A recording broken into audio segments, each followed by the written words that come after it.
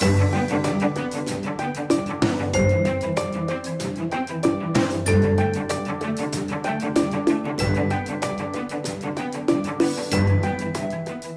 myélomes multiples, si vous voulez, c'est pas très courant. Normalement, c'est sur les personnes qui ont plus de 60-65 ans, normalement. Au moment où c'est arrivé, j'en avais 47. Donc, je faisais partie des 1% des gens qui avaient un myélome multiple à cet âge-là. J'avais pris un petit rythme de vie à l'hôpital avec mon voisin avec qui je discutais pas mal. Et puis avec la télé, parce qu'on a la télé gratuite quand on est dans ces secteurs-là. Commençais à papoter un peu avec les infirmières.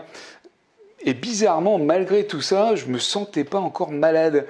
À tel point que lorsqu'on m'a annoncé que j'avais un myélome, j'ai demandé aux médecins s'ils étaient sûrs, si c'était bien moi dont ils parlaient et non pas de quelqu'un d'autre. Donc c'est assez surprenant, en tout cas, toute cette période d'analyse, cette période d'hôpital où on découvre la vie d'hôpital, et puis la période d'annonce, puisque une fois qu'ils ont été sûrs, eh bien c'est le professeur Fermant qui est venu me l'annoncer en personne. Alex était là, bien entendu. Et il m'a dit, voilà, monsieur, vous avez un myélome multiple à chaîne légère kappa. C'est une maladie qui ne se guérit pas, mais on peut espérer une bonne rémission qui vous permettra de vivre à peu près normalement. Ça sont à peu près ces termes.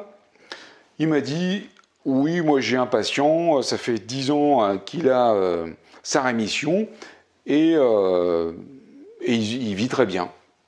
Bon, d'accord. Il commence à m'expliquer les différentes phases de traitement que je vais subir. Alors, à ce moment-là, en fait, on écoute, on entend, et on n'enregistre pas tout ce qui va se passer vraiment, parce que c'est un peu surprenant quand même tout ça.